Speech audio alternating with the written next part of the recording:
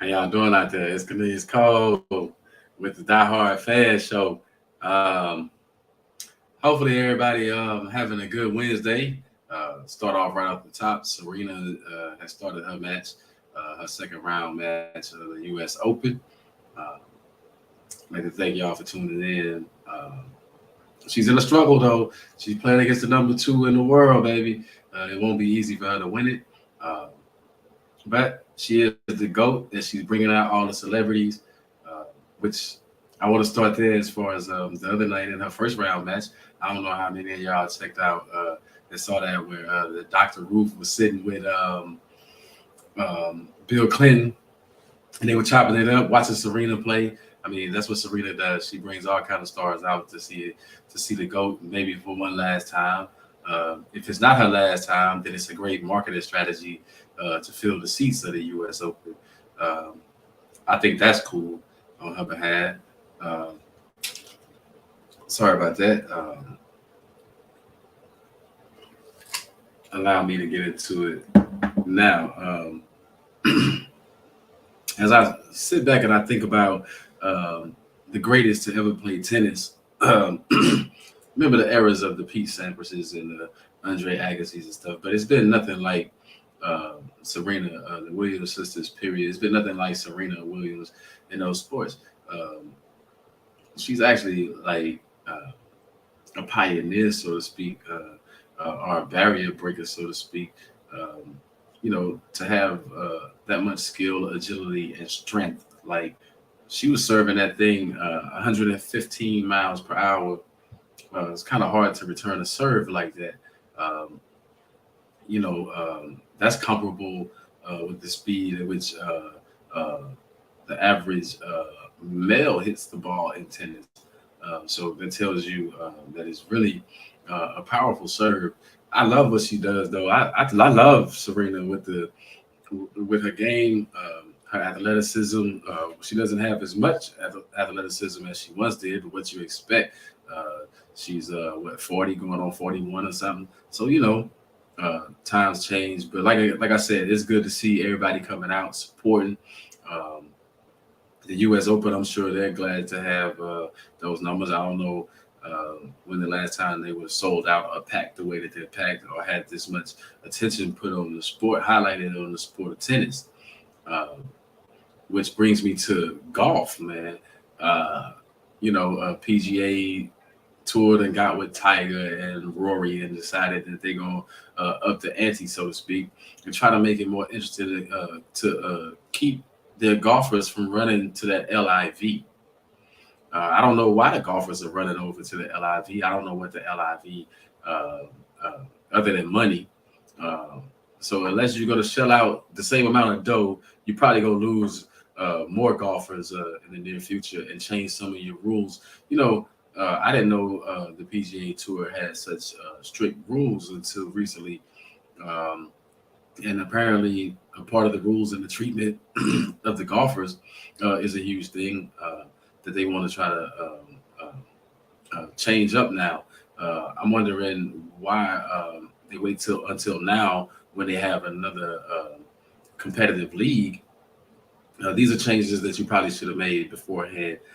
Sometimes it's like it's about foresight, not hindsight. They catching up now, and I don't know. I like Tiger. I like Tiger. I like Rory. I respect the sport of golf. I respect the golfers. Some people say it's not really a sport, but it's really a sport that takes a lot of thinking. It takes a lot of wear and tear on the body as well. You have to figure what muscles and joints and things like that you're using, especially the muscles. Are using a lot of back muscles, a lot of things that the average person just doesn't use every day. Outside of working in certain industries and things like that. So and plus, to hit that ball far is not as easy. A lot of people think it's easy. It's not that easy to hit that ball that far, and it's not that easy to get it in the cup either. Um, but with all the changes to that specific sport of golf, um, the top players are clinging. A few of them have walked away. Um, those that have stayed, maybe they can get them back, but the PGA is like, we don't want you back after you've betrayed us. And it's like, what have you done for your golfers? What have you done for the players to make them want to stay? That's always a question that it raises, and it raises other questions. But to steer it back towards tennis real quick and the whole Serena thing, um, it was interesting to see all these young ladies standing up, applauding Serena. A lot of all the tennis athletes really saying that she's the goat. When your peers call you the goat, you the goat. Let that be a lesson to all the youngsters out there. When your peers call you the GOAT, you're the GOAT, period. You don't have to argue with anybody. You don't have to worry about it being disputed. When consensus says you're the GOAT, you're the GOAT. Which leads me into the NFL, the top 100. I know I saw some of the list. I'm not going to go heavily into it, but I'm tripping because of some of the picks. Aaron Donald is no longer number one. He's dropped to like number two or something like that, which I think, but it's like I said, it goes by your peers. Your peers pick who's the number one, and they decided to go a different way. They decided to go away from Aaron Donald, but I still think Aaron Donald is man for undersized playing D tackle. It gives him an advantage. Because he's smaller than the 330 pounds, 300 plus pound guards and tackles that are trying to stop him anyway. In the center, because he plays defensive tackle. A lot of people say defensive end. He can play in. They move him around. They shift him. They make him do his thing.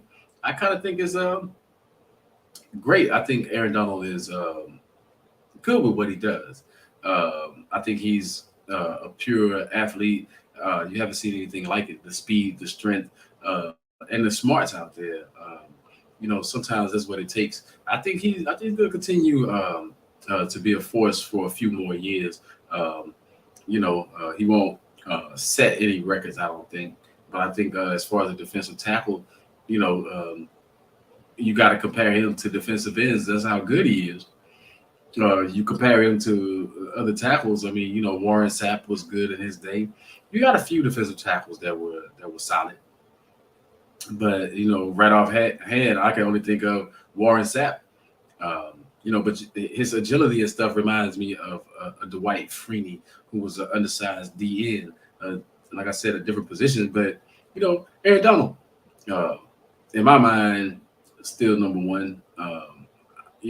Like sometimes with those lists, even the players, I guess they pick by how things change, how some drop so far, but they put the GOAT up there. I can't lie. When you put the GOAT up there, you put Brady up there, that's the young world's way of what they say, giving him his flowers. He's no way the best athlete in the game, but he's a good athlete. He's the GOAT. Recognizing that is cool. I think everybody's starting to realize that, hey, I want to be like that guy. I want to be on a winning franchise. I want to make franchises winners, which leads me to a little bit of the Baker Mayfield. And I'm just going to talk about getting ready to play the Cleveland Browns. Getting ready to play his former team in the first week. Of course, he can say as much as he wants to say, I didn't say we were gonna beat them, or we were gonna do this to them, or the expletive that he used or that they say he used or whatever, that to mess them up. I think he really, could you fault him if he did? I mean, I couldn't fault him if he did. It's like, hey man, they did you dirty. Cleveland did you dirty, bro. So if you really want them, you want to take it out on them on the field, vengeance is yours on the field, then so be it. I don't think you have to worry about it being what it's not. You don't have to make up excuses or say, if you said it, you said it, and if you didn't say it, then fine. But I wouldn't back down from it. I would be like, so what? Somebody said I said that. Well, if I didn't say it, I'd be like, well, I wish I said it, if I was Baker, because, hey, they did you dirty, bro. So now, get your revenge on the field. Show them what it's about. Show them that you were a good choice. Show them why. And getting into choices, let's talk about a cut that Josh Rosen got cut from a roster. And those that don't know who Josh Rosen was, everybody was high on him for the Arizona Cardinals a few years back. Uh, he was supposed to be this guy. I think he was drafted somewhere around 10 or so in the draft or something. He was supposed to be this guy. He was the 10th pick in the draft or something like that. And, he was supposed to be this guy. He was supposed to be that guy for the Cardinals. It just never really played. It didn't happen. So I mean, it's never really matriculated.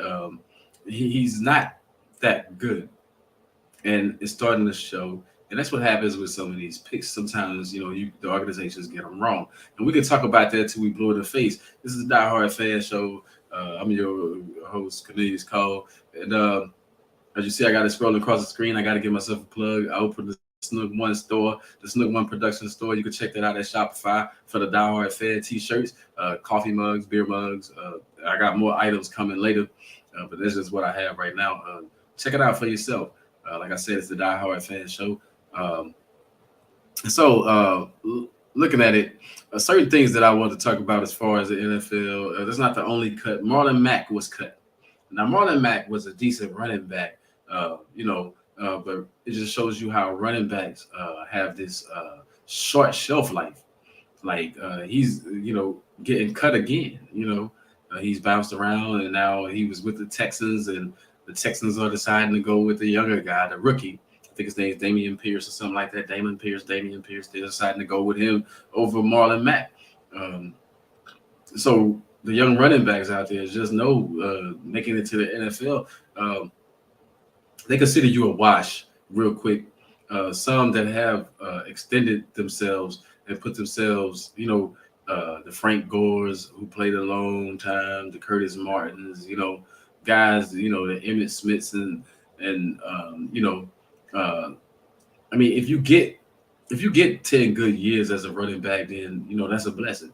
We saw what happened to Le'Veon Bell, who had to be about the craziest person because I don't think he still made that money back that he left on the table by sitting out there a year, not understanding that, hey, man, running backs, they don't play with you guys in that league.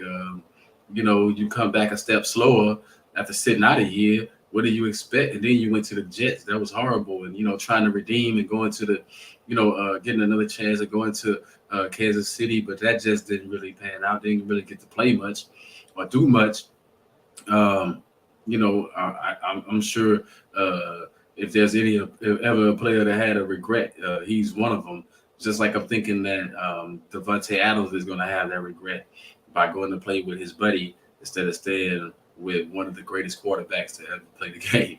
I mean, I would have stayed with Aaron. I would have been like, sorry, buddy, over here, it just looks a little brighter.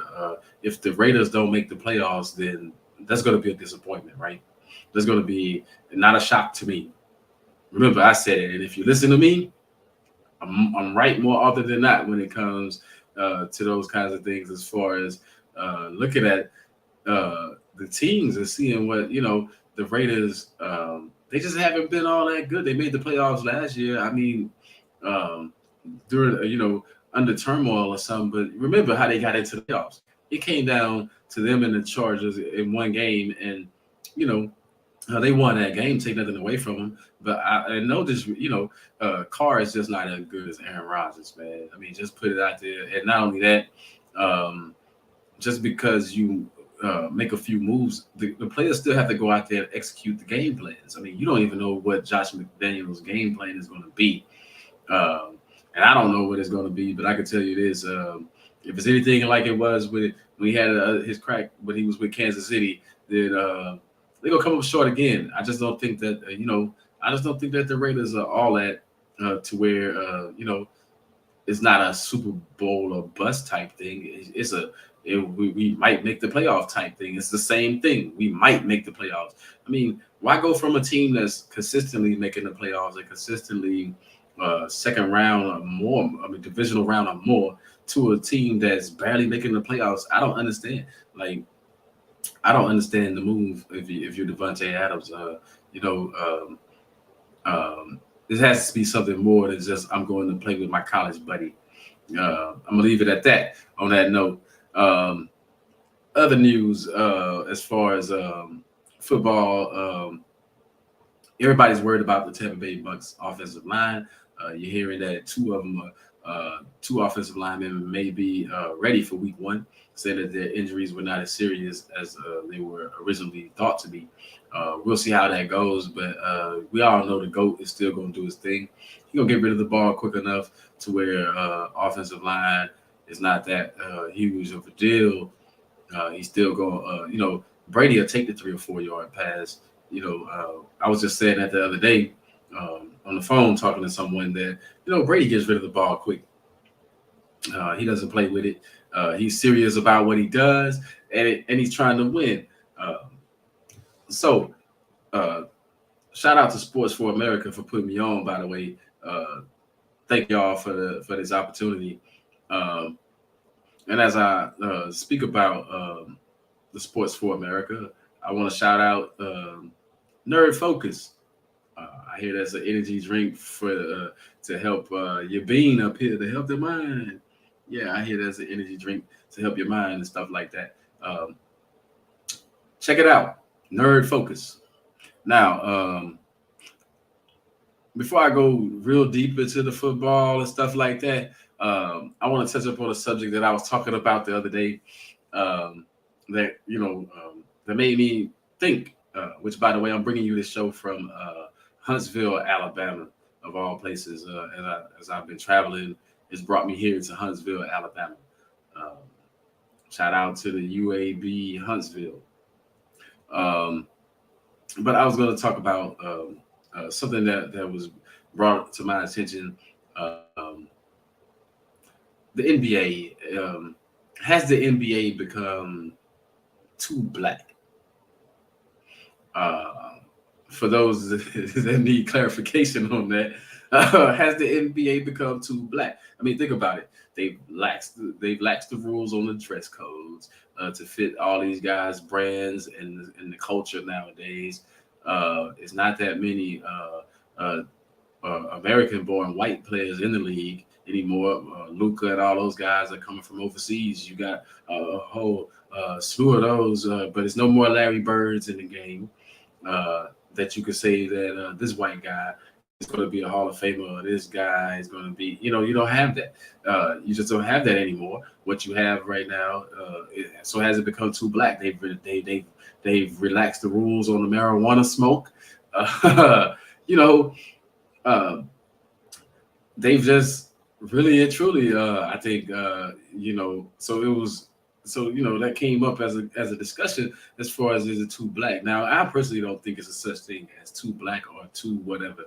I do think that it's been a change, a shift, and I don't know why. I guess you would have to poll a panel of white basketball players in college and stuff like that to see why they're not making the pros.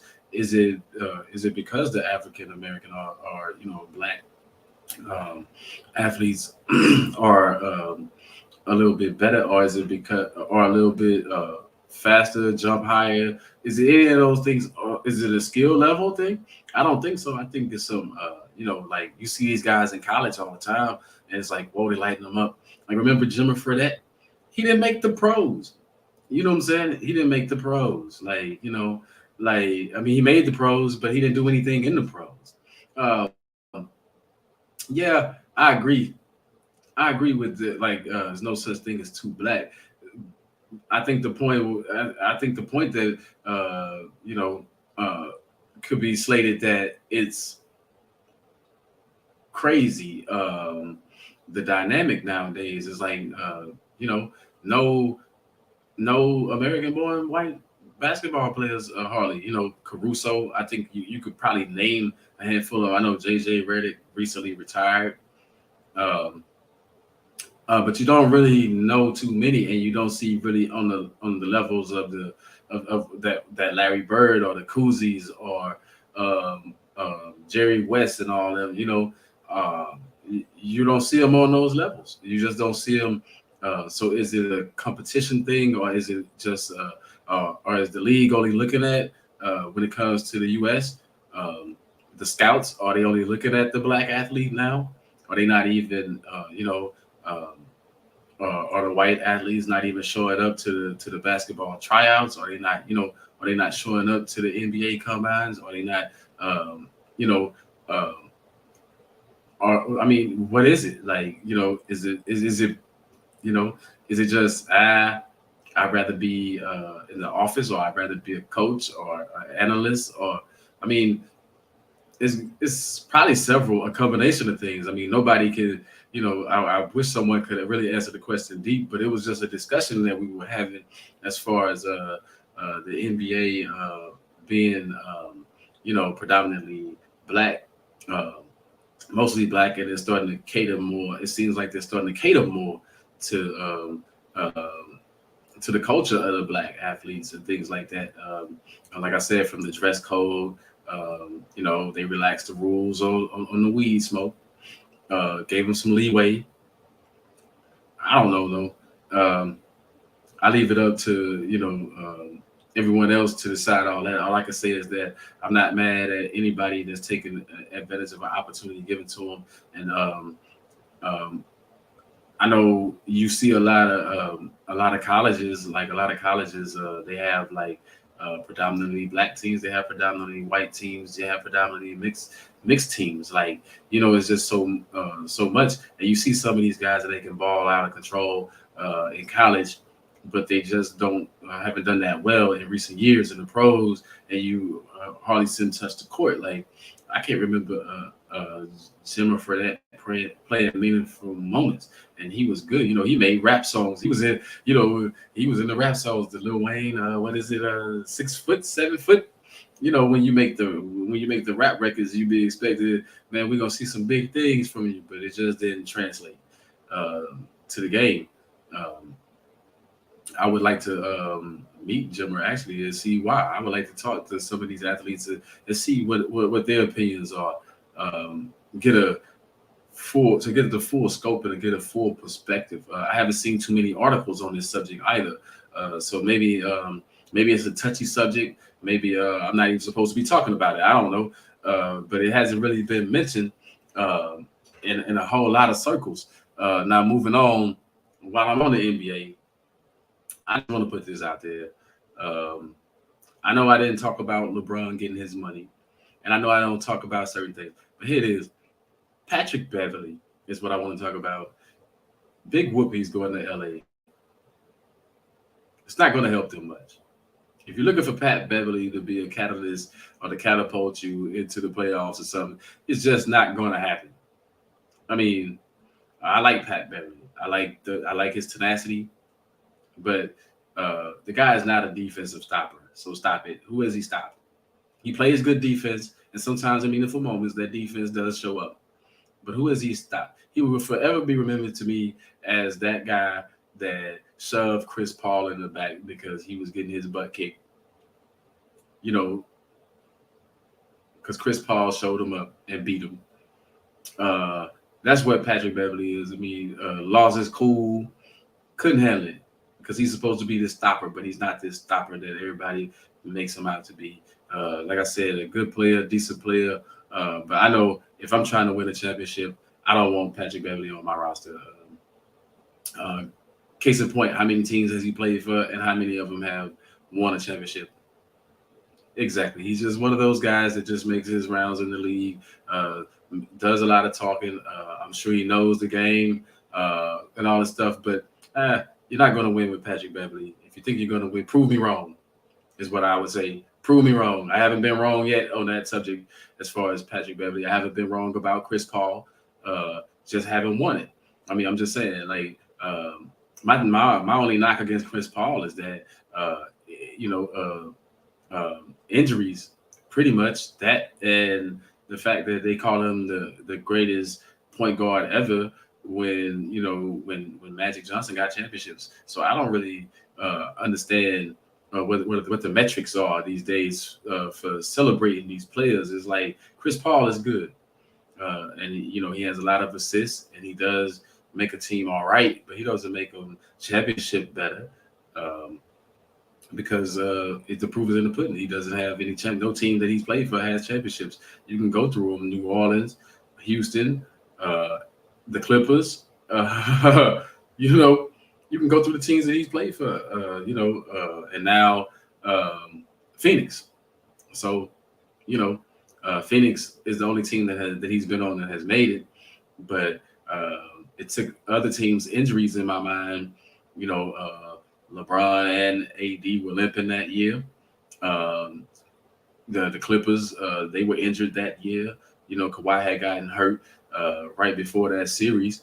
So, but take nothing away from Chris Paul, man. Like, you've done it at a high level for 17 years, or however many years, 16, 17 years in the league, long time in the league. Hey, um, good for that. But to say that he's the greatest floor general ever, that's whack. That's, use an old term expression, that's whack. That's whack. I'm not going to say he's trash, like the young people say today, but it's whack. It's a whack comment to say that he's the greatest floor general ever. I mean, I think you're disrespecting Magic Johnson when you say that. I think you're disrespecting Jason Kidd when you say that, but it is what it is, right? But Patrick Beverly, man, do something. Help a team win a championship. And then I raise up off you a little bit as far as, because every time I see this guy, the tenacity's there, everything's there, but he's not the stopper. He makes a good defensive play here or there, then he gets too high. He gets too high and mighty on it. He's a pest. He gets up under people's skin. I mean, but that doesn't translate to wins. Win it all, buddy, and then we'll talk about it. And real quick, I just want to say Albert Pujols, again, is creeping up. He's creeping up, coming up that ladder. Baseball-wise, man, Pujols is the only thing I've really been excited about. Aaron Judge is okay with the 50 home runs, and stuff like that. It may, challenge it for the American League record home runs, which is 61 for those that don't know. And going into the month of September, he had a whole month to try to, get 12, hit 62 or something. But Albert Pujols, I mean, I said it before. He's doing it the right way. He's done it the right way. You've never heard of him on PEDs. Nothing to enhance his performance and stuff like that. He's been consistent. And he's 40 plus. He's reached. He's just passed Barry Bonds, hitting the most home runs off of. I think it was a right-handed pitcher or something like that, or whatever. But special as far as like hitting 450 of those things off anybody is great, but hitting 694 of them, going for 695, I think three more, I think he'll pass A-Rod, for fourth all time by himself or something like that, or third all time by himself, I should say. But he's doing his thing out there, and you got to commend that. You got to be like, man, he did it the right way. He's one of those Derek Jeters in my mind. You never heard about him getting into too many incidents. Just goes about his business, plays the game the correct way. Doesn't really want the light even. Doesn't care about all the accolades and things like that. He leaves it up to us to talk about. And that's the beautiful thing. He leaves it to the fans and, the critics, the analysts and things like that, the announcers and stuff to but I'm sure he's proud of himself. I'm sure once he accomplishes what he's trying to accomplish, and once he hangs it up, he can look back and say that he had a great career back with the Cardinals, second stint with the Cardinals, which that probably means that he's looking to retire soon. The Cardinals, by the way, do have a good chance this year of making noise in the postseason if they keep on the pace of their own. And it'll be good to see Pujols hit a couple in the postseason, maybe. Look forward to seeing that happen. Now, a little bit, real quick, my Yankees. Yeah. Up and down season. We were up, now struggling, coming down the stretch. Still got a little lead over there in the American League East, but we got to pick it up. The Dodgers are not playing over there in the NL West, but it's the same old thing as far as like some of the teams. I said it before, but I'm gonna say it again. I'm very impressed with the Baltimore Orioles, going from how sorry they have been in the last couple of years to actually competing, playing some meaningful baseball. Um, and anytime I can say, as a Yankee fan, anytime I can say no Red Sox in the picture, because the Red Sox have been tough. They've been winning the World Series. The Yankees haven't been winning the World Series. The Red Sox have been in the World Series, and they've been winning. So it's our time. Maybe this is the year. I don't know if it's going to be our year, but maybe it's our year this year. You never know. But it is what it is. The players are playing um, their hearts out right now to try to be somewhere, to try to make it, to try to make the sport more entertaining, to bring that sport to life. To baseball has lost some of its luster. Even when I watch the games, the enthusiasm is just not there. It's like Pujols. It was a packed house when he hit. When he was one night when he was going for 694, and then the other night when he hit 694, the stands were pretty much empty. Yeah, it's like they got to pack them. Which I was looking at. I'm going to be in the DC area just to transition a little bit. So yeah, diehard fan. We're going to be in the DC area September 9th through the 11th, and on the 11th. I was thinking about going to a Washington Commander game. You know, um, I saw that they were playing the Jaguars. It'll be good to see Trevor Lawrence, I guess, and McLaurin. To see the players. I don't like either one of those teams. I do not support either one of those teams. Um, I'm actually hoping that the Jaguars beat the Commanders because I'm a Dallas Cowboy fan. Um, but with that said, I was looking at the tickets, and as of right now, when I look at the tickets, like as of yesterday, um, the tickets are rather low. Attendance must be poor for the Commanders or something because they got great seats for cheap right now.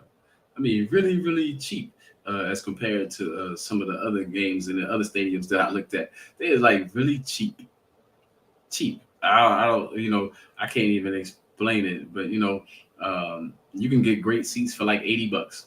I'll just put it out there, put a figure on it. You can get great seats for $80.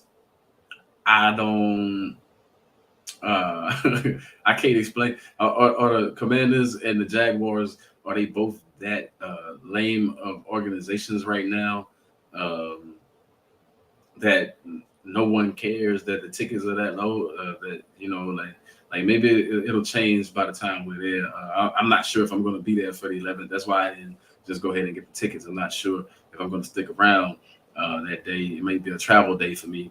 But we'll just have to see. If y'all see me at week one, if y'all see me at the Commanders game, um, that's what it'll be. Of course, I was going to be in that area. Baltimore is there, but Baltimore was on the road that week. I would have loved to see Baltimore play. The Ravens, yeah, I would love to see Lamar Jackson. I think that would be the more attractive pull for me. And I'm sure the Ravens tickets are a little bit more costly because of Lamar Jackson, um, which he's disputing. Like, it's been these rumors swirling that they offered him 250 million guaranteed. Um, he said they didn't offer him that much, and I'm like, come on, man! If you offered him 250 million guaranteed, and he didn't take that guaranteed money, man, stop it! Like, for real. So I agree with him. It didn't happen.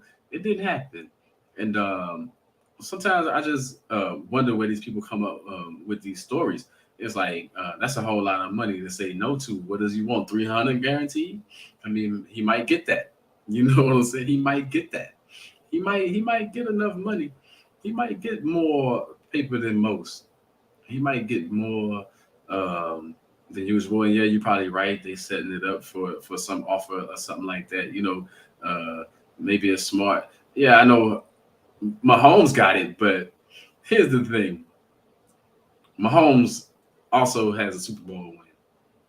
I'm just saying, like, that might be a difference maker right there. I mean, I'm not mad. I think Lamar Jackson, I think with the current market, I think that he deserves to be up there with, I think he deserves to be up there with the Patrick Mahomes and all that stuff. But I'm just not sold on um, um, is he gonna win? Like, I don't know.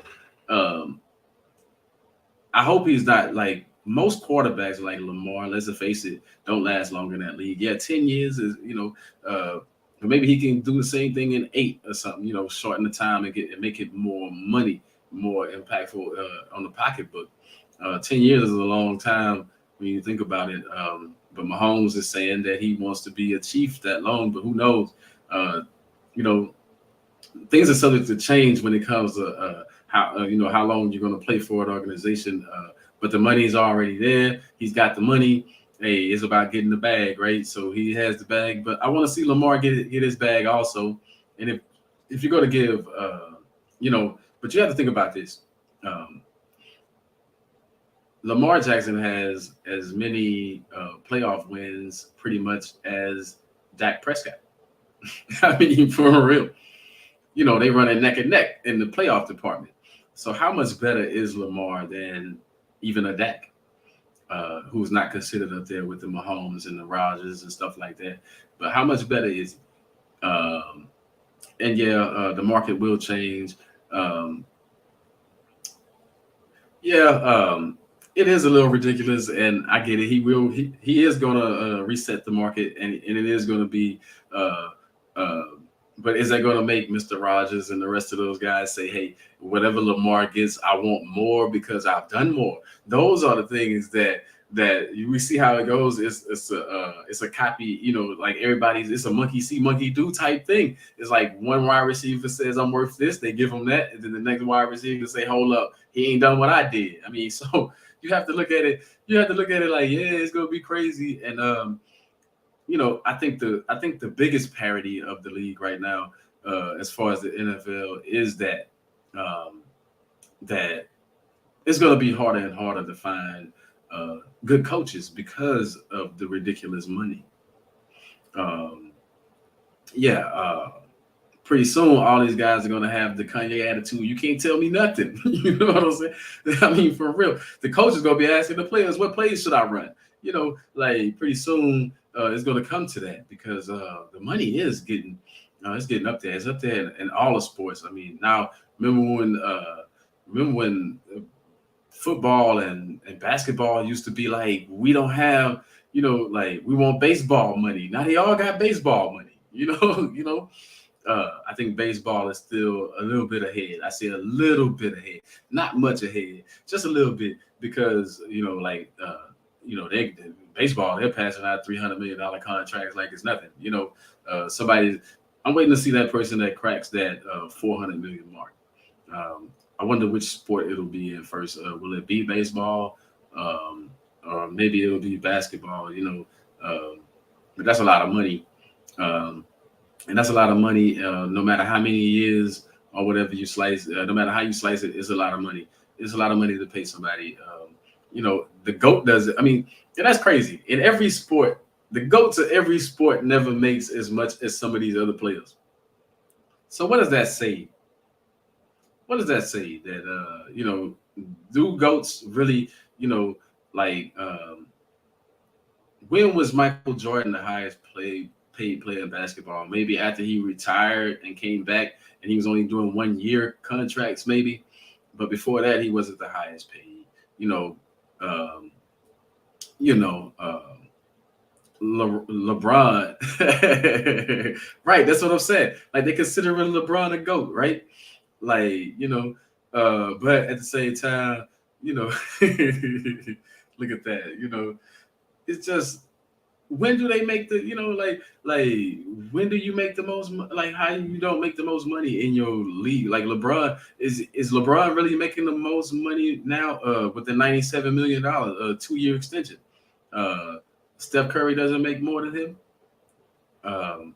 Just a question. I would have to look it up to see for sure, but you know but that, you're not even like these other guys with the, they're not even really winning, like but they make all the money.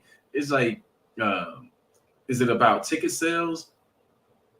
Yeah, close to 50 million. Yeah, I know it's close. I know it was 97 mil. It was close to 50 million, but that whole, did I, like, pay this guy more to get less out of, basically, like, I know sometimes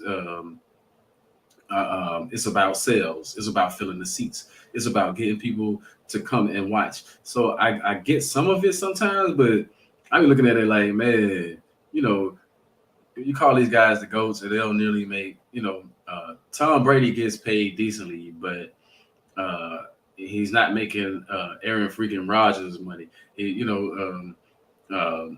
I don't even think he's making Dak Prescott money at this point. But Tom has been known to sacrifice. But does it?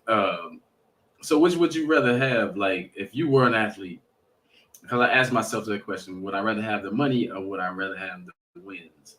Would I rather have the championships? And I'm such a competitor that money would come second, um, because I feel like if you win enough, then with endorsements and everything else, uh, it should be more than enough of that pie, more than enough of that cake for you elsewhere, other than hijacking a team to where you can't win.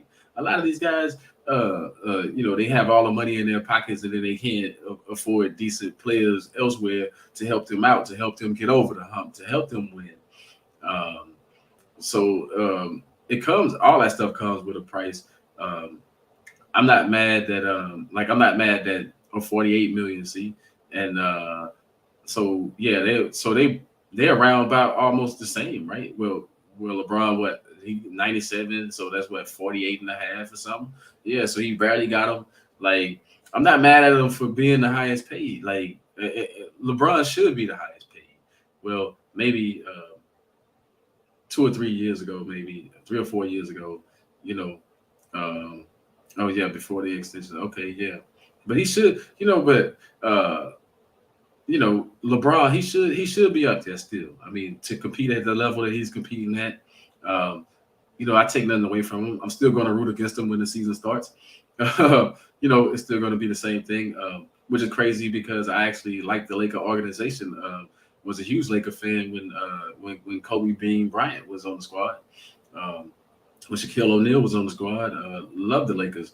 But uh, now I just basketball. Now I just root for players, and I can't wait until Kawhi comes back. Like, and I want to see him shut all that noise down about Steph Curry and LeBron and whoever, KD and all them. I want to see Kawhi come back and just win another championship, get number 3 under his belt.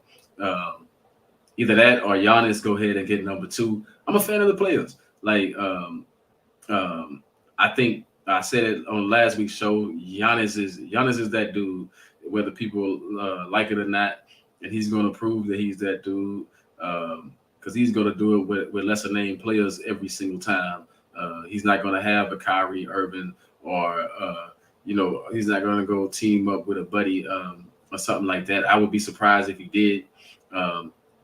But I will say this though, I wouldn't be surprised if Dame Lillard finally says, hey, you know what? I want out of Portland, and he looks to go somewhere and play with a Giannis or something like that. That'll be dope. But Giannis wouldn't go. I don't think Giannis would chase anything like that because I think he believes in himself enough that he can bring any team up and make any team tough. Which I wish some of these other players felt the same way. Then they probably would already have achieved what they're trying to achieve. KD. Believe in yourself a little bit more, man. Stop worrying about everything else. Believe in yourself a little bit more. You see it with certain players where they have the ultimate confidence, and then you see it with other players, they don't have that confidence. But hijacking teams for the money and not really producing KD, and looking to run first chance you get, that kind of, as a fan, no bueno. We'd really like to see uh, people do better with, athletes do better with sticking it out. I'm not going to say loyalty, because those teams are only loyal to you as long as you can put people in the seats, or or they felt like they've got their money's worth out of you. So I'm not going to say be loyal to a team, but I'm going to say be loyal to yourself. If you have that beast in you, that winner in you, and those that compete know what I'm talking about. That undying will to win, that whatever, to make the sacrifice to win, to do what it takes to win. If you have that type of mentality, it's going to be with you and it's going to show. You don't have to. You don't have to lie. You can't lie about it, and you don't have to talk about it and say this is what I want or this is what I need. You don't have to do any of that.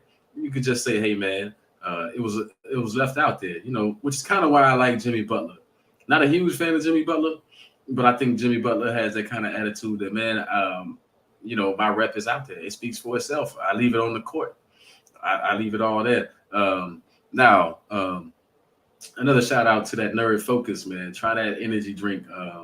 Check it out. I'll get all the details from my man Sean for the next show, so I can run that on the show as far as Nerd Focus. And also, he has the Draft Pro, the Super Draft Pro. Check out the Super Draft Pro. And of course, you see my store running across the bottom of the screen, Snooker One Productions at Shopify. Check that out. This is the Diehardfan, Cornelius Cole. So as I make this transition to the last topic I want to talk about, I know I've talked about a lot of stuff, but I want to finish this show off the next 13 or so minutes. I want to talk about these athletes in every sport that don't get enough light. And I want to start. I'm going to start right now with tennis. I want to say I know it's a lot of players and people don't follow tennis all that much, but keep your eye on the Coco Golf, man. Right now, maybe not, but give her 2-3 years. She sticks with it. She keeps doing her thing. She's going to be great. She's going to be great. Maybe not Serena great, but she's going to be great in her own right. You never know. May surpass some of the things that Serena has done. I mean, for real, she's going to really be great. She has the right attitude about it. I was watching clips of her work habits. She has solid work habits. Those are things that I always look for people to root for. But she's going to be really, really interesting to watch. And I'm gonna jump in and I'm gonna say NBA, who I have my eye on. I want to say, guy for Houston for the Rockets. I can't remember his name right offhand, but that's because that's not who I'm watching. That's not who I'm looking for. First of all, I want to say Holmgren hurting himself in a meaningless game. Wow, out for the season. That sucks. But I think he plays for Detroit, and I want to say his name is Ivy or something like that. That kid's going to be great. He's going to be great, hands down. No joke. I didn't think so at first, but again, it's one of those things. Seeing the work ethics, the habits, man. You already got good habits. In the gym doing your thing. It's sort of like in the near future, you're gonna be seeing Bronny doing his thing in the league. If he keeps on that pace, if he keeps working out with his daddy, that Bronny's gonna be something special. Football, man, this year, I got my eye on anybody in a Dallas Cowboy uniform. Of course, I'm a diehard fan. What can I say? Anybody in a Dallas Cowboy, but no, for real, Pollard for me is going to be that guy. He's going to take over for Zeke full time. I think it's going to happen maybe third, fourth week of the season. Zeke will be coming off the bench. He'll be playing behind Pollard. I think Pollard is going to go ahead and say, it's my spot. It's my turn. Zeke, you've had your turn. Your contract is almost up. It's my turn to eat. I think, you're going to be seeing this from Pollard. You're going to be seeing, as long as he doesn't, bar injury, these players. Also, I hate to say it, but I see my man Trey was on the show, or my man Trey on the show, and I hate to say this, But I will be watching Trey Lance. And the reason why I'm watching Trey Lance is because hey, they kept Jimmy G, by the way, and I think that's why I'm going to watch, because that competition right there. But this other guy looking over his shoulder, is he going to rise to the expectations or is he going to fold? You know, is he going to rise or is he going to fold? I mean, that right there has been missing. Years ago, as a Dallas Cowboy fan, I used to say that's what was going to make Tony Romo better if he had someone to compete against. We're on that same quest, by the way, Trey. That quest for six. Hopefully we beat y'all to it. That quest for six Super Bowl rings. Yeah, hopefully we beat y'all to it. But I was saying, like, and I think that's missing a lot of times with these quarterbacks. They get too lackadaisical out there. They get too relaxed. They get too comfortable. You know, quarterbacks can put their feet up, so to speak, because they make all that money. They've been given all that, and they've been given all the shine and all that stuff. So it kind of pains me to say that it's a lack of competition in that. So it's good when you see competition, and knowing what Jimmy G has done. Trey Lance knows he has to go beyond that. Like, I mean, which means he has to win a Super Bowl. Like, he has to win the Super Bowl. He can't just make it to the Super Bowl and lose like Jimmy G, because that would be the same thing, right? He has to win the Super Bowl. He has to be and he has to help them win the Super Bowl, since they feeling like Jimmy G didn't do enough. I feel like Jimmy G is I thought Baker Mayfield was the most disrespected athlete in recent months, but no, I think it's Jimmy G. To the point where Jimmy G just said, "Yeah, I'll go ahead and take this 1-year deal and I'll stay put." I'll stay put. But you got to admire that. Not crying for a trade, not saying it's somewhere else I could be. I actually thought he would end up in Seattle. Oh, which, by the way, Seattle, are you serious? You really riding with Geno Smith? I mean, I wouldn't have believed it. I'm not mad at Geno. Geno, do your thing. Do you think, Geno? But but they actually ride with Geno. Man, what? I can't believe it.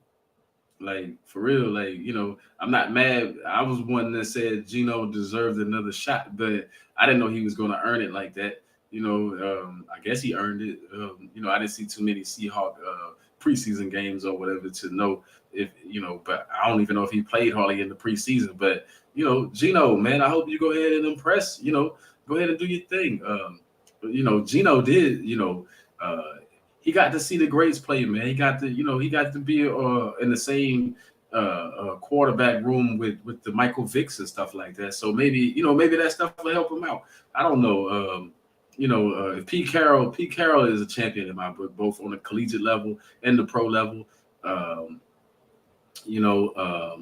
So if he says that Geno's the guy, then Geno's the guy. Unless because I can't see Pete Carroll being one of those that's trying to tank a season. For those that could even fathom that, it's after the Miami Dolphins situation came out, you can't put it past these organizations to tank. But I don't think that Pete Carroll's the type. I think Pete's a competitor. I think he wants to put the best that he has out there, and if he's saying that's the best he has, so I don't know. Drew Lock to me seemed like he was just a step away from doing decent things. Which leads me to my rant real quick. All those people on, I talked about Derek Carr several times, but all those people right now that's jumping on the Jalen Hurts bandwagon, the Philadelphia Eagles bandwagon, man, I cannot wait till the season starts. I cannot wait till mid-season. So, to let the air out of that balloon, like, hey, they're not going to this was a team that was 9-8 last year. They're not going to all of a sudden return to Super Bowl glory just because of a couple of certain moves here and there. They still have to go out there and play the game. I don't care how soft the schedule looks. I don't care what you've added. It's how all of that stuff comes together, and we'll see. We'll see. Um, we'll see really what they bring. But Jalen Hurts hasn't proven that he's that guy that can sling that ball downfield. I mean, so what we're looking at, check down Charlie, another check down Charlie, like like Cam Newton had become. Man, I'm not expecting much from that. And it's not just because Philly's in our division. It's just because there's way too much hype behind the Philadelphia Eagles. Saying that they have improved their roster, uh, but they got an unproven coach. Like this is what his second year, third year, second year, something. Like you got an unproven coach. I mean, all that stuff is going to factor in. And I hope everybody stays healthy because I don't want to hear, when it's all said and done, all of those that's jumping on the Eagles. I don't want to hear that, injuries. This took us. I want a fair thing with. I know injuries are a part of the game, and you can't predict that, and you can't not have that be a factor at times. But I'm hoping that they stay healthy. So we can see another 9-8 season from Jalen Hurts. Another 9-8 season. Maybe 10-7. But let's go 9-8. They won't be 12-5. They won't be 12 in anything. The expectations for those guys are way too high, which brings me to the end of my show. But before we get out of here, I got a few minutes left, and I want to say Pittsburgh. There's going to be a tough team in that AFC North to look out for. I don't know. I don't know if they've named the starting quarterback. I think they're saying Mitch Trubisky is going to start. But at the same time, I'm looking for Pickett. Pickett will be out there soon. I like Mitch Trubisky. I said that last week on my show. I like Mitch Trubisky. I think he got a raw deal in Chicago. But I think the fans, even I think the fans are going to win out. Like it's about time we win, right? As fans, I think the loyals in Pittsburgh are going to win out when they keep screaming for Pickett. Every time things don't go Trubisky's way, they're going to scream. But I think the reason why I picked Pittsburgh is because they've been known to win ugly. Same thing. I think the Texans are going to, I hate to say it, but I think the Texans are going to have a little bit of a better season than they've had in the recent years. And it's just because of who the coach is, Lovie Smith. He knows how to win ugly. Forget he took the Chicago Bears to the Super Bowl and he played in the Super Bowl with Rex Grossman. I like to see somebody else top that. Take Rex Grossman to the Super Bowl. I mean, that shows your coaching pedigree right there. You know what I'm saying? Rex Grossman. Remember that. Went to the Super Bowl with Rex Grossman. Huge changes coming up this year. Next week, we'll be talking more. It's the Diehardfan show. Another shout out to Sports for America for putting me on. And don't forget to check me out on my radio show. As you can see it on there, the Sim Show. Right there on my tag there. Or check out my website, thesimshow.com. That stimulates your mind. Also, another shout for the Nerd Focus. And I want to say thanks for everybody for checking in with me. No disrespect, but Patrick Beverly, you are not that dog. I got to get that in there again. You good. You play hard, but you are not that dog. It's not going to help. It's not going to help. No. Your time has come. You do not shut anybody down. A guy that talks a lot of noise but doesn't shut anybody down. Look up at the guy that he's holding that has 30 points at the end of the game. You do not shut anybody down. It's like, hey, so keep that down a little bit. Go out there, do your job. Learn how to put the ball in the bucket, and you'll be more of a factor on the team. That's it for the Diehardfan show today. Next week, we'll be talking more NFL, especially as they get ready to go into the season. Everybody have a great Wednesday. Check me out again next week, 8 p.m. Eastern. Also, shout out to Trey and Bishop at the First Formation. Thanks for always having me as a guest. I want to have Bishop on this show so we can talk the Eagles. So hopefully next week I can pull that off. I want Bishop on the show next week. So we can talk those. We can talk those Eagles. Have a great one, people.